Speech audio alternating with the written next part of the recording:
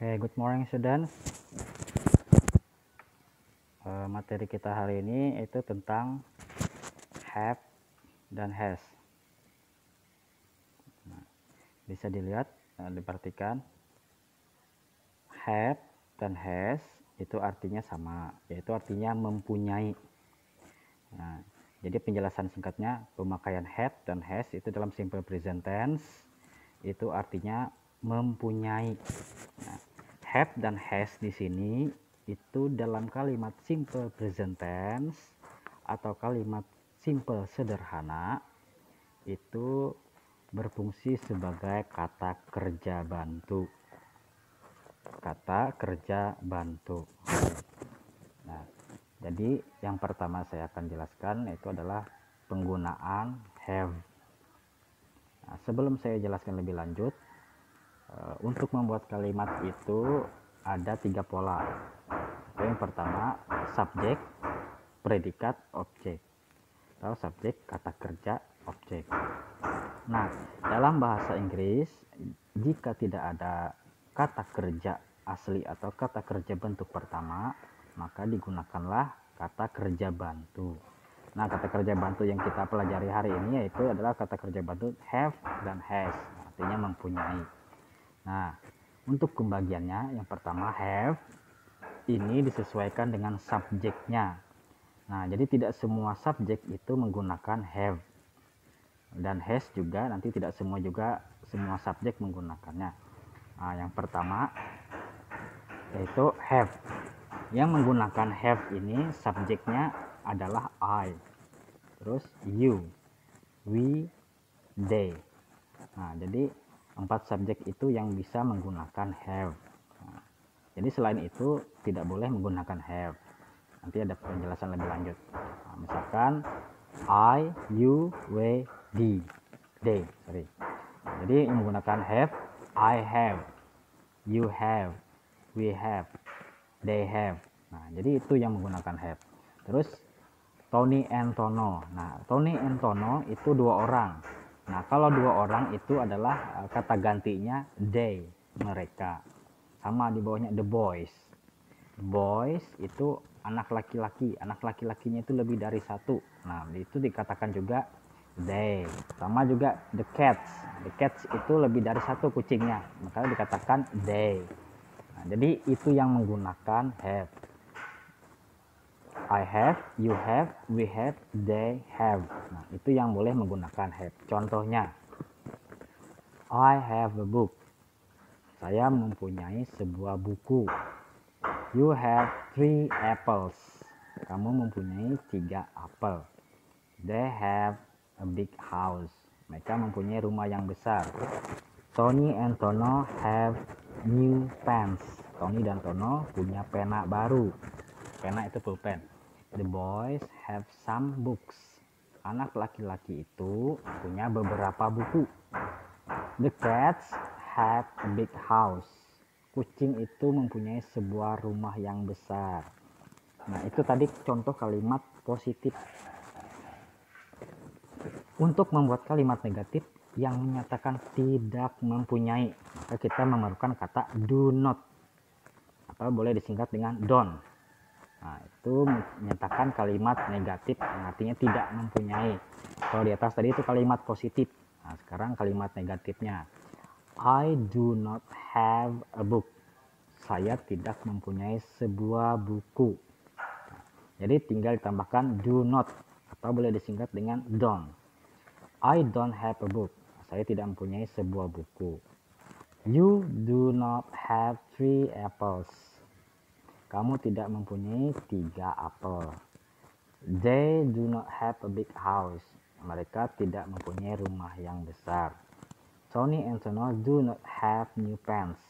Tony dan Tono tidak mempunyai pulpen baru. The boys do not have some books. Anak laki-laki tidak mempunyai beberapa buku. The cats do not have a big house.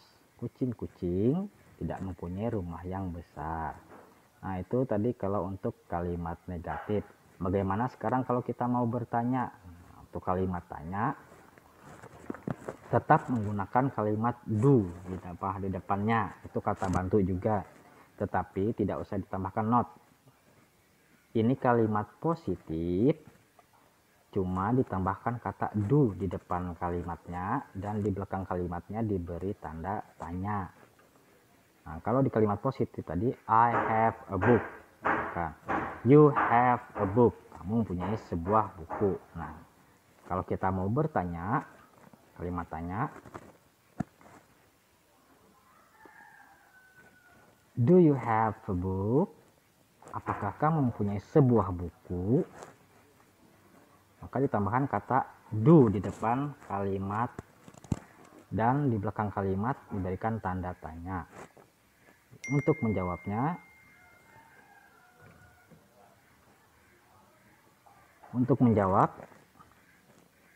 bisa menggunakan yes I do atau no I don't atau no I do not, sama.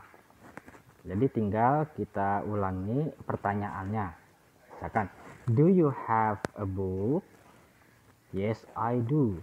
I have a book. Itu kalau jawaban panjang. Kalau jawaban pendek cukup jawaban yes, I do atau no, I don't.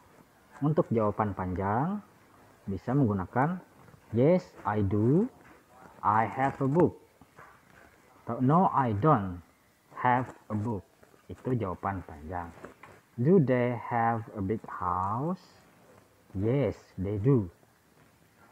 Do they have a big house? No, they don't. Apakah mereka mempunyai sebuah rumah yang besar? Yes, they do. Ya, mereka punya. No, they don't. Tidak, mereka tidak punya. Do Tony and Tono have new pants? Yes, they do. Ya, mereka punya. No, they don't. Tidak, mereka punya. Do the boys have some books? Maka anak laki-laki punya beberapa buku. Yes, they do. No, they don't. Do the cats have a big house? Maka kucing-kucing punya rumah yang besar. Yes, they do.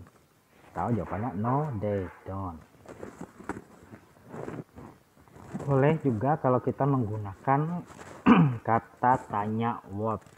Kalau mau bertanya di depan kata do-nya ditambahkan kata what. What do you have? Apa yang kamu punya? I have a book. Saya punya sebuah buku.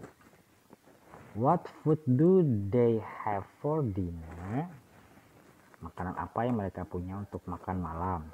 They have fruits and pizza. Mereka punya buah-buahan dan pizza. What book do Tony and Tono have? They have biology books. Nah, itu tadi untuk menggunakan have dalam kalimat tanya. Nah, jadi yang boleh menggunakan have itu hanya I, you, we, dan they. Nah, itu saja yang menggunakan kata have. Nah, sekarang kalau menggunakan kalimat negatifnya hanya menambahkan kata do not setelah subjeknya. Dan kalau untuk bertanya tinggal memindahkan kata do di depan kalimat positif dan menambahkan tanda tanya di akhir kalimatnya. Nah, itu demikian penjelasan saya tentang penggunaan have dulu. Nanti selanjutnya akan saya jelaskan juga tentang penggunaan has.